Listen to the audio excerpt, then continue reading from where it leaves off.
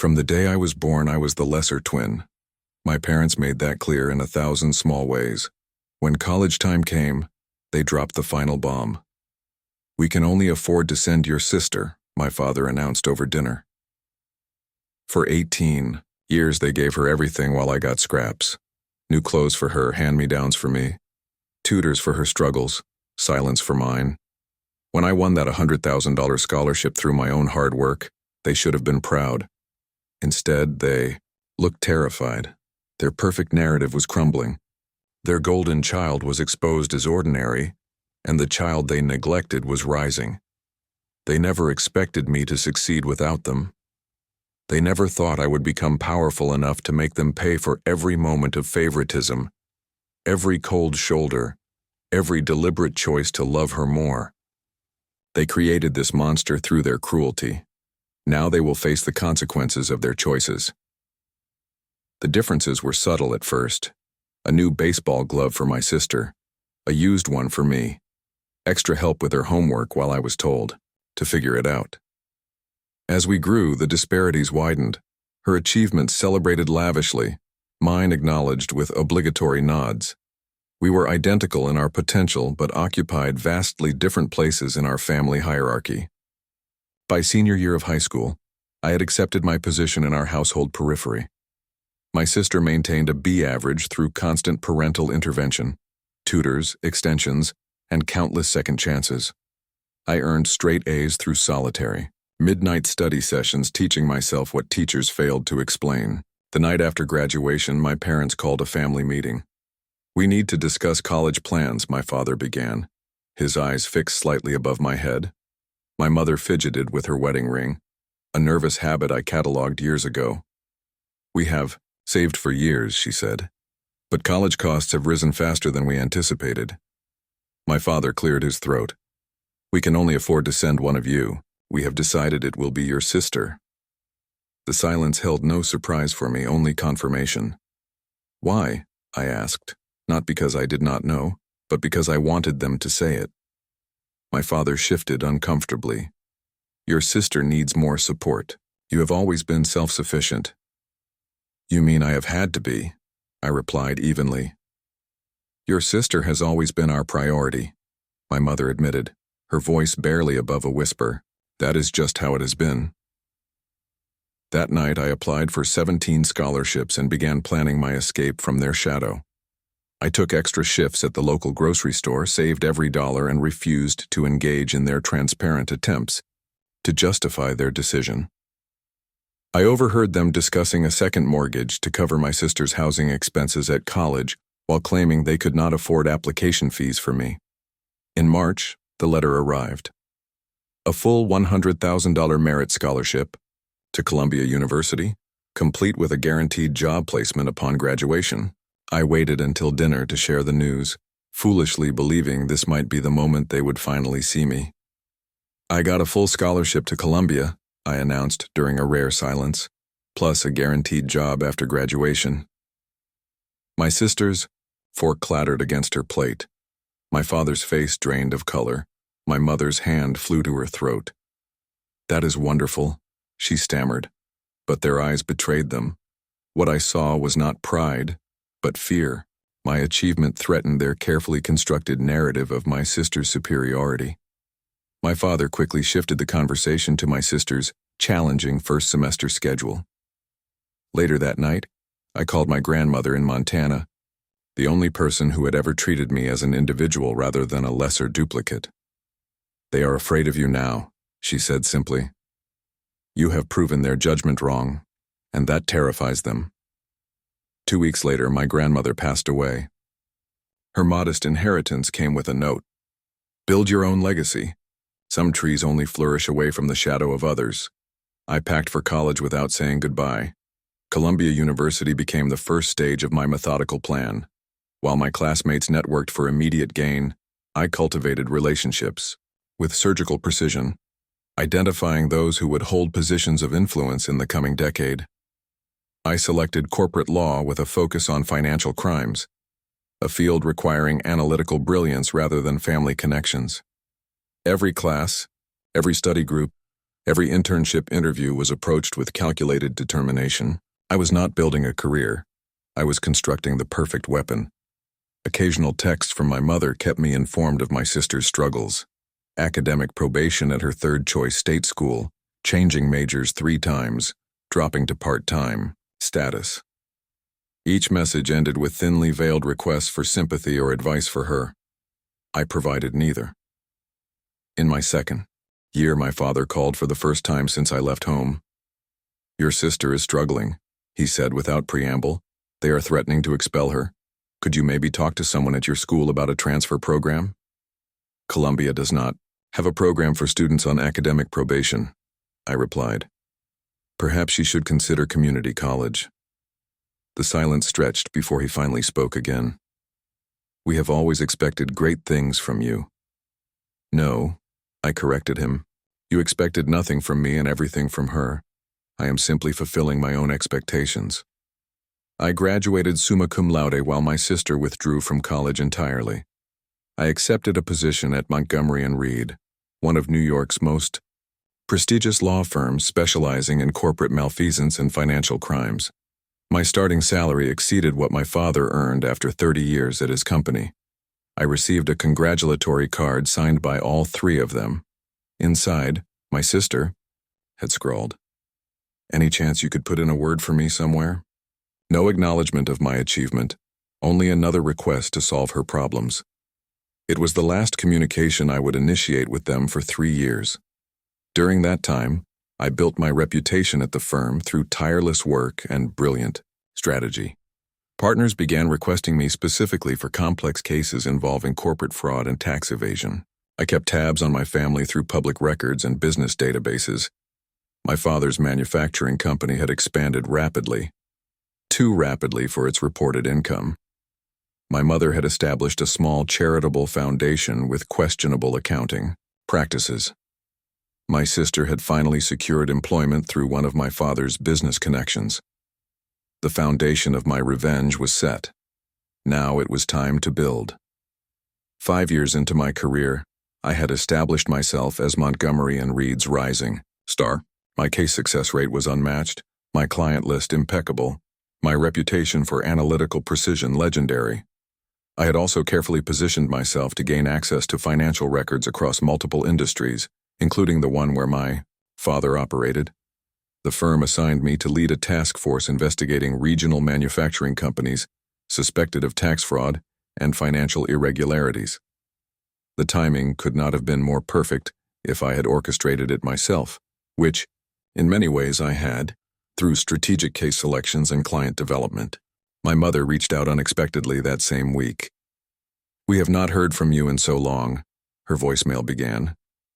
"Your father saw your name in the business journal, a partner already. We are so proud. Your sister is engaged to Caroline Winthrop, yes, those Winthrops. The wedding is next spring. We would love for you to be there. Family should be together for important moments." Family. The word had become meaningless, a hollow construct they invoked only when it served their interests. I began my investigation, with companies 3 degrees removed from my father's, establishing patterns of fraud that would eventually lead to his doorstep without raising suspicions of a personal vendetta. The evidence mounted month by month: falsified tax documents, inflated valuations, phantom employees. My father had not built a successful business. He had constructed an elaborate financial mirage. My mother's foundation proved even more fascinating. My sister had been installed in a vice president position at a supplier company, heavily dependent on my father's contracts. Contracts secured through systematically bribing purchasing managers. Her engagement to Caroline Winthrop was nothing more than another strategic alliance, bringing social legitimacy to their precarious financial house of cards. The irony was not lost on me. They had deemed me the lesser child, yet I had achieved legitimate success while they had built their lives on fraudulent foundations. They had created the very instrument of their destruction through years of neglect and underestimation. When the firm announced my early promotion to partner, the youngest in the firm's history, I received an ornate invitation to a family dinner to celebrate this momentous achievement. I accepted, curious to see how they would attempt to integrate themselves into my success. The restaurant was expensive, the conversation strained. My father boasted about business expansions. My mother detailed her foundation's charitable works. My sister introduced her fiancé with smug propriety. "We always knew you were destined for greatness," my father declared, raising his glass. I merely smiled, allowing them to believe I had forgotten, allowing them to believe they were forgiven. They had no idea I had already begun their systematic dismantling. I initiated the investigation into my father's company through an anonymous tip to the Securities and Exchange Commission, accompanied by enough documentation to justify a full inquiry, but not enough to resolve it quickly. I wanted them to suffer the slow, creeping dread of inevitable discovery. Within weeks, federal agents were requesting documents and interviewing employees. My father called me in panic. "They are asking questions about accounting practices from years ago," he said. "This is clearly a fishing expedition, but it is scaring our investors. I need legal advice." "The firm cannot represent you directly due to my involvement in similar cases," I explained. "But I can recommend someone." I directed him to an attorney, known for aggressive billing and minimal results. Meanwhile, I quietly provided additional evidence to investigators through untraceable channels, accelerating their investigation while maintaining my facade of concerned son.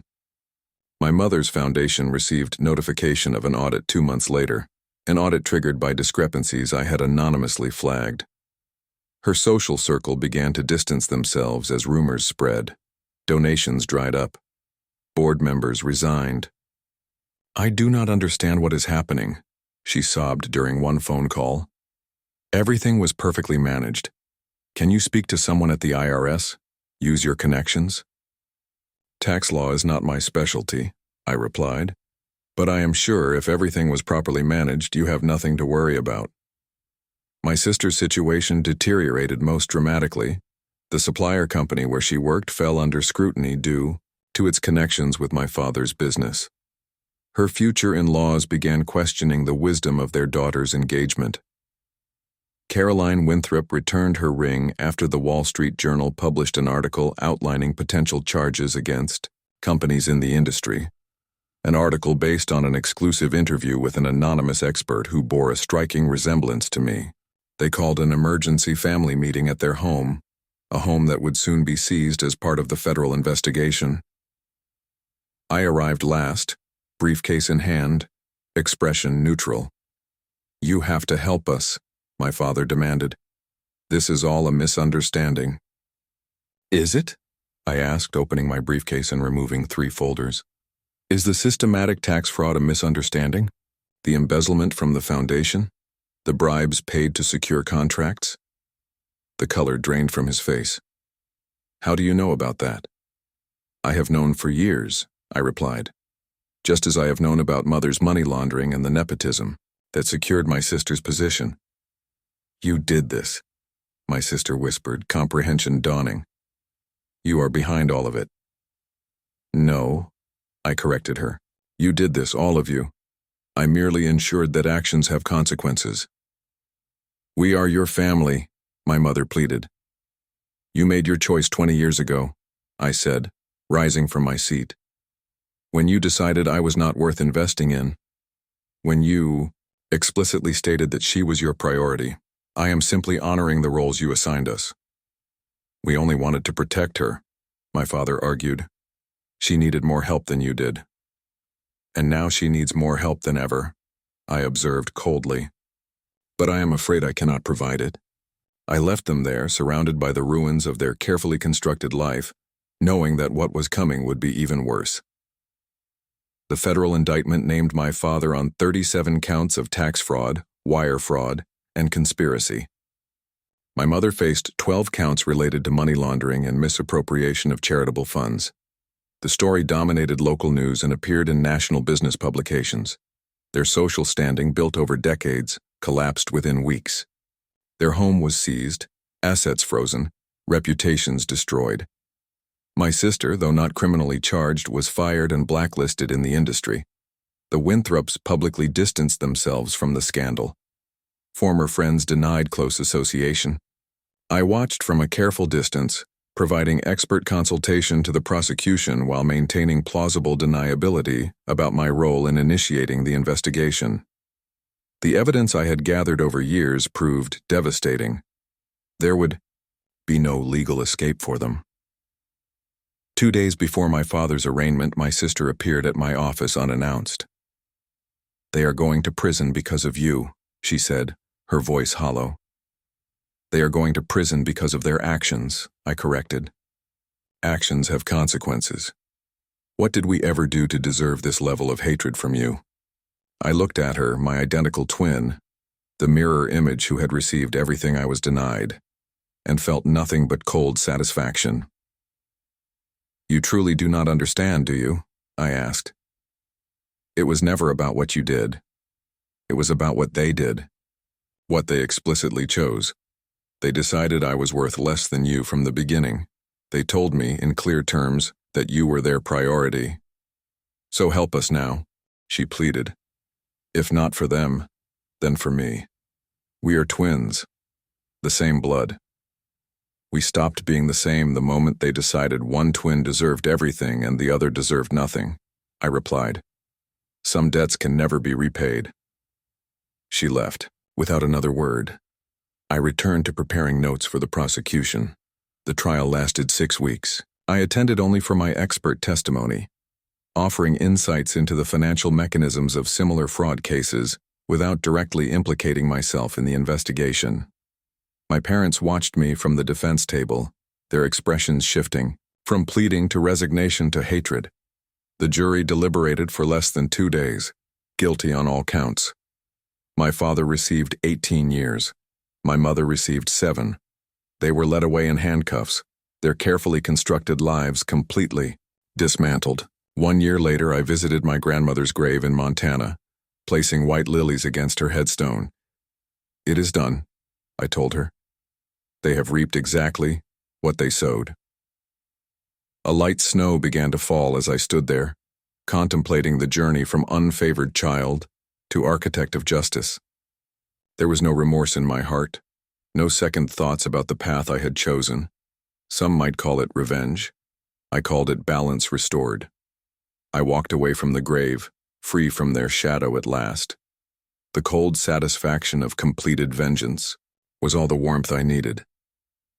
As I stood at the airport waiting for my flight back to New York, my phone buzzed with a notification.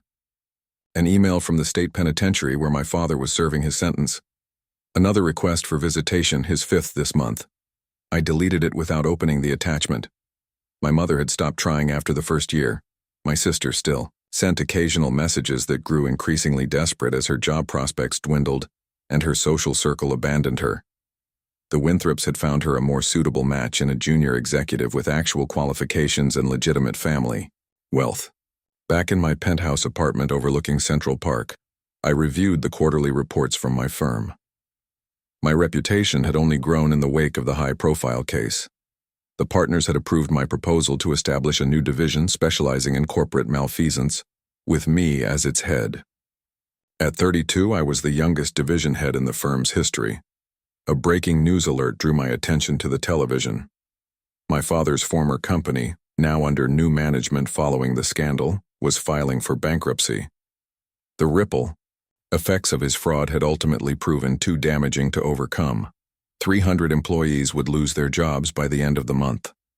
I felt nothing at the news. Collateral damage was inevitable in war, and this had been war from the moment they declared me unworthy of their investment 20 years ago. Another email notification appeared on my phone.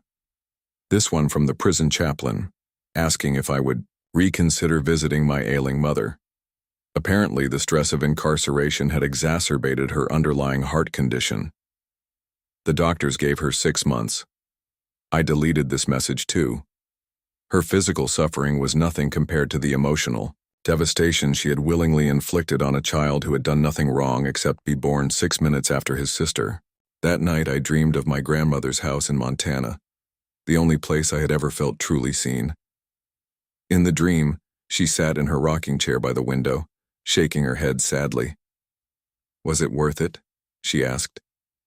I woke before I could answer, the question lingering in the pre-dawn darkness of my bedroom. Was it worth it? The years of meticulously plotted revenge, the careful construction of my legal expertise, the controlled demolition of their lives? I rose and stood at the window, watching the sun rise over the city.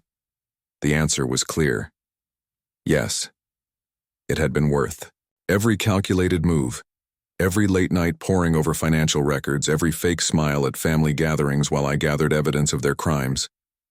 They had made their choice long ago, and I had simply ensured they faced the consequences of that choice. My phone rang, disrupting my thoughts. The office, calling about an unexpected development in a current case. I answered, and immediately shifted into professional mode, the dream already fading from consciousness. 6 months later, I received notification of my mother's death, complications from her heart condition, accelerated by the stress of incarceration. The prison chaplain inquired about funeral arrangements. I directed him to contact my sister, who was still struggling to rebuild her life in the aftermath of the family's disgrace. My sister left several voicemails, each more desperate than the last. I listened to each one once, then deleted them without response. Her pain was satisfying in its predictability. Without our parents to prop her up, she was finally experiencing life as I had always known it. Self-reliance was a harsh teacher, but an effective one. The week after my mother's funeral, which I did not attend, a package arrived at my office. My mother's personal effects from the prison, forwarded by my sister. Among them was a worn journal, filled with entries dating back to our childhood.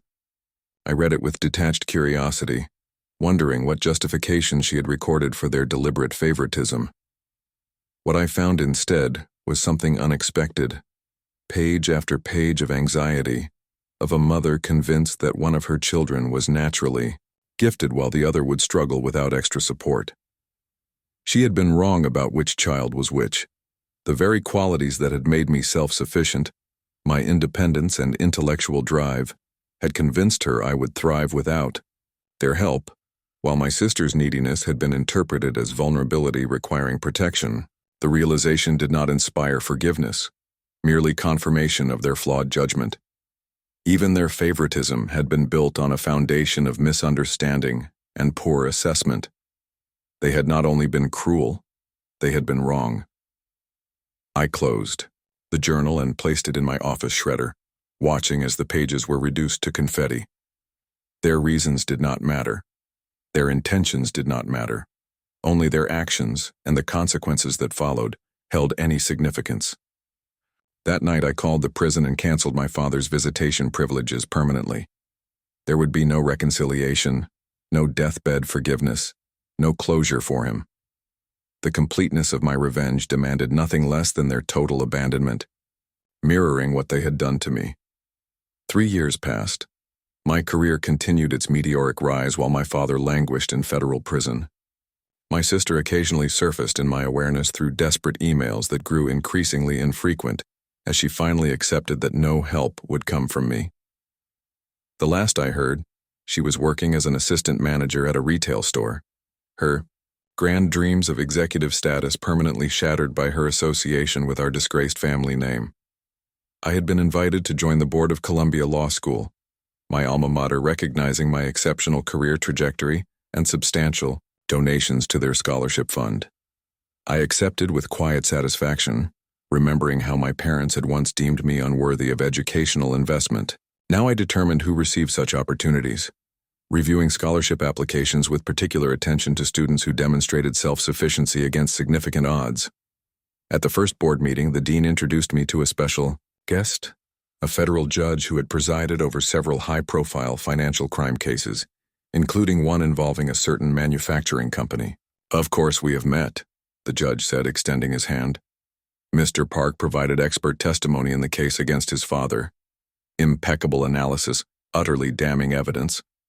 I have rarely seen such thorough preparation from a witness. The dean looked startled. "I was not aware of the connection." "Few were," the judge replied. Mr. Park maintained admirable professional distance throughout the proceedings. One would never have guessed the defendant was his father. I smiled thinly. Justice should be blind, not compromised by personal relationships. Indeed, the judge agreed. Your testimony was crucial in securing those convictions. The prosecution team still speaks highly of your contributions. Later that evening, I received a call from my father's prison. His health had deteriorated significantly, and doctors gave him less than a month. The prison administrator was calling all next of kin as per protocol. He has been asking for you, the administrator said.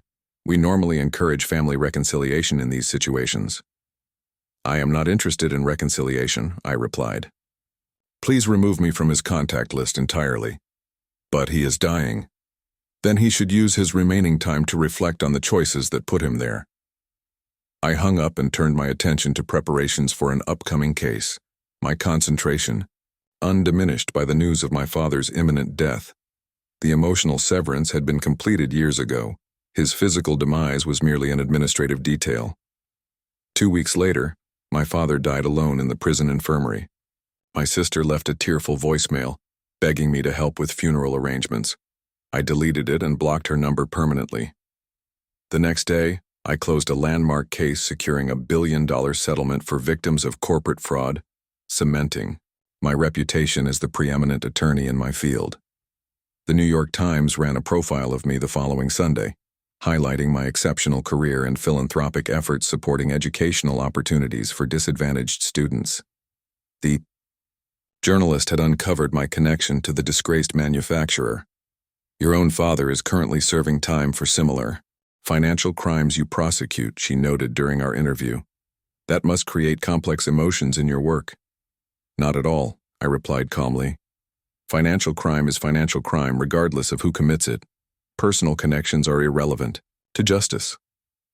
But surely the family connection affects you somehow. My family made their choices long before their crimes were discovered, I said. I simply believe that actions have consequences, a principle I apply universally, without exception. The resulting article portrayed me as principled to the point of ruthlessness, a characterization that only enhanced my professional reputation. Clients sought me specifically for my unflinching commitment to results, regardless of personal cost. Opposing counsel feared my emotional detachment and meticulous preparation. 6 months after my father's death, I received an unexpected email from Caroline Winthrop, my sister's former fiancée. She was researching a book about families affected by white-collar crime and requested an interview about my perspective as both a family member and legal expert. I agreed to meet, curious about her motives. We met at an upscale restaurant where privacy was assured. Caroline had married into another prominent family and now worked as a journalist specializing in business ethics. Your sister contacted me, she said after preliminary pleasantries. She is struggling significantly. The scandal destroyed her prospects completely. That tends to happen when one's position is secured through nepotism rather than merit, I observed. She claims you orchestrated the entire investigation deliberately to destroy your family. An interesting theory, I replied, sipping my water. Though she might consider that they destroyed themselves through their own criminal actions. Caroline studied me carefully. She also mentioned a lifetime of favoritism, with you being consistently overlooked. Is that accurate? My parents made their priorities clear from the beginning, I said. They explicitly stated that my sister was their focus and invested their resources accordingly. I merely respected their decision by becoming entirely self-sufficient, and then systematically dismantled their lives when you gained the power to do so. I smiled. As I said, actions have consequences. My parents chose to commit financial crimes. The legal system determined their punishment. With your expert guidance, Caroline noted. I am very good at what I do. Caroline leaned forward. Does it bring you satisfaction, seeing them ruined? For the first time in our conversation, I allowed complete honesty. Yes, it does. They deemed me unworthy of basic parental support, explicitly choosing my sister for their investment while telling me to fend for myself. Now they have experienced the consequences of that choice in the most comprehensive way possible. There is a certain mathematical elegance to it. Her article, published a month later in The Atlantic, portrayed me not as a villain, but as the product of deliberate parental neglect who had forged his own path to extraordinary success, while refusing to rescue those who had abandoned him. Public reaction was divided, with many expressing sympathy for my childhood experiences, while questioning the extent of my retribution. I received numerous interview requests following the article's publication, all of which I declined. My reputation needed no further enhancement, and my revenge was complete. My father was dead, my mother had died in prison, and my sister was experiencing the life of struggle they had prepared for me. At a charity gala that winter, I overheard my name mentioned by a group of prominent attorneys and business leaders. "Park is brilliant but utterly merciless," one said. "Did you read that Atlantic piece? He orchestrated his own family's destruction without a flicker of remorse." "Would you expect remorse?" another replied. "They created him through years of calculated neglect. Every weapon he used against them they placed in his hands." I moved away without commenting, satisfied with their assessment. They understood perfectly. My parents had made a critical error in judgment, investing everything in one child while abandoning the other. Their favoritism had created not only a successful attorney, but the architect of their complete destruction. The perfect revenge was not emotional or impulsive, but calculated and complete, executed with the same cold precision with which they had once dismissed a child deemed unworthy of their investment. Their $100,000 in saved college funds for my sister had cost them everything, while my scholarship had given me the power to exact justice for a lifetime of deliberate neglect. The symmetry was undeniable, the balance restored. In neglecting me, they had created the very instrument of their downfall. That was not just revenge, it was poetic justice. 5 years after my father's death, I received an envelope containing a memorial service invitation. My sister had finally saved enough to commission a proper headstone, and she was holding a small ceremony. I traced my finger over the embossed lettering, noting the cheap paper quality and generic design. How far she had fallen from the days when our parents provided her with the finest of everything. I did not attend the memorial, of course, but I did visit the cemetery the following day. The headstone was modest, almost pitiful compared to the grand monuments surrounding it. I stood before it, feeling nothing but the cool satisfaction of a mission completed. Both parents now lay in the ground, their grand plans for their favored child utterly destroyed, their legacy one of disgrace and failure. As I turned to leave, I noticed a figure watching me from beneath a nearby tree. My sister. She had anticipated I might come alone and had waited, perhaps hoping for this final confrontation. She looked older than our 38 years, her face lined with hardship, her clothes suggesting financial struggle. The contrast between us could not have been more stark. I in my tailored suit, success emanating from every carefully cultivated detail, she in department store clearance items, the weight of our parents' decisions evident in her defeated posture. "I knew you would come," she said, approaching slowly as if expecting me to flee. "You always had to have the last word." "I merely wanted to see the final chapter," I replied. "Closure, if you will." "Closure," she repeated bitterly. "Is that what you call it? You destroyed our entire family. Was it worth it?" I regarded her with clinical detachment. "They made their choice 25 years ago when they decided you deserved everything and I deserved nothing. I simply ensured they experienced the consequences of that choice." "They loved you," she insisted. "They just thought I needed more help. They thought you were strong enough to succeed on your own." "If they believed that, they should have been prepared for exactly what happened," I replied. "They created this outcome through their own actions. Both in raising me to be entirely self-sufficient and in committing crimes I was uniquely positioned to uncover." She shook her head, tears welling in her eyes. "Do you feel anything at all? Any remorse, any grief?" "I feel exactly what they taught me to feel," I said. "Nothing." They cultivated emotional detachment through years of neglect. They perfected my ability to function without familial support. These are the tools they gave me, and I used them exactly as designed. I lost everything because of you, she whispered. My fiancé, my career, my parents, my future, everything. No, I corrected her. You lost everything because our parents built your life on a fraudulent foundation. They gave you advantages secured through criminal means, positions obtained through corruption rather than merit. When that foundation collapsed, you had nothing of your own to stand on. She stared at me, searching for some flicker of the brother. She remembered. What happened to you? How did you become this cold? I became exactly what they created, I said. The unfavored child who learned to survive without emotional connection, who discovered that true power comes from complete self-reliance. They made you dependent on their support, then secured that support through criminal means. They made me independent, never imagining I would use that independence against them. And now what? She asked. They are gone. I am ruined. Is your revenge complete, or do you need to destroy me further?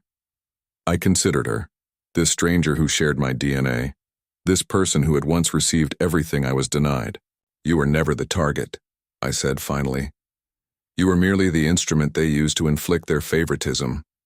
My revenge was always focused on them, on their deliberate choice to value one child over another.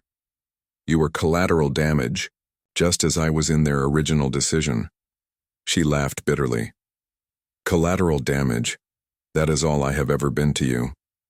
Just as I was collateral damage in their decision to prioritize you, I replied. The difference is that I rebuilt from nothing, while you collapsed without their support. That is the final proof of their flawed judgment. They invested everything in the wrong child. I turned to leave. Our final conversation concluded, but her voice stopped me. You won, she said. You destroyed them completely. Does it feel like victory? I looked back at her, standing small and broken beside our parents' graves. It feels like balance, I replied. They decided I was worth nothing, so I ensured they ended with nothing. Mathematical precision, nothing more. I walked away, leaving her with the ruins of the life our parents had tried to build for her. My phone buzzed with notifications from the office. A new case, a new challenge, a new opportunity to exercise the skills I had honed to perfection. The skills that had allowed me to dismantle my family with surgical precision. 10 years to the day after my parents announced they would only pay for my sister's college education, the New York Times published a feature on self-made success stories. I was profiled as the centerpiece, my journey from scholarship student to legal powerhouse held up as the ultimate example of overcoming adversity through sheer determination. The journalist was thorough, interviewing former classmates and colleagues about my meteoric rise. One former professor recalled something I had forgotten. Park was the most driven student I ever taught, he said. I remember asking him once what motivated him to work so much harder than everyone else. He told me his parents had decided early on that he was not worth investing in, so he was determined to prove that was the most expensive mistake they would ever make. The article mentioned my family's downfall only briefly, noting that my expert testimony had been crucial in securing convictions in a case that happened to involve my estranged father. The subtle framing suggested not vengeful destruction, but principled commitment to justice regardless of personal cost. My sister was interviewed for the piece but declined to be quoted directly. The journalist simply noted that she was still struggling to find her footing after the family's legal troubles, working several part-time jobs while taking night classes at a community college. The contrast could not have been more perfect. The unfavored child now celebrated for extraordinary success achieved entirely through his own efforts. The favored child reduced to the very struggle her parents had tried to protect her from by channeling all resources to her development. At Teal, 40, I sat in my corner office overlooking Manhattan, the Times article framed on my wall beside my numerous awards and recognitions. I had recently established a scholarship fund at Columbia, specifically for students who demonstrated exceptional self-reliance in the face of family abandonment. The irony was not lost on me. My parents' decision to withhold educational funding had created not only their destruction, but a legacy ensuring others in my position would receive the support they had denied me. My sister had stopped attempting contact years ago. I occasionally heard updates through mutual acquaintances. She had finally completed an associate's degree and secured stable employment as an administrative assistant. A modest life, unremarkable in every way. The golden child reduced to complete mediocrity without parental advantages. I opened my desk drawer and removed the only family photograph I had kept. My parents standing between us at high school graduation, beaming at my sister, while I stood slightly apart. I studied their faces, trying to understand how they could have made such a catastrophic error in judgment. How they could have looked at two identical children and decided one deserved everything while the other deserved nothing. Their fatal mistake had not been the financial crimes that ultimately sent them to prison. Their fatal mistake had been creating the perfect weapon against themselves. In choosing to favor one child while abandoning the other to self-sufficiency, they had inadvertently engineered their own destruction. They had made me the architect of my own success and eventually, the architect of their complete ruin. I returned the photograph to the drawer. Their story was finished. Their legacy was ash. The child they deemed unworthy had risen to heights they could never have imagined, while the child they sacrificed everything for struggled in obscurity. The scholarship they refused to provide had been the catalyst for a vengeance so complete, so methodical, and so justified that even those who knew the full story could not condemn me for it. Some might call it revenge. I called it the natural conclusion to a story they had begun the moment they decided one child deserved everything and the other deserved nothing at all.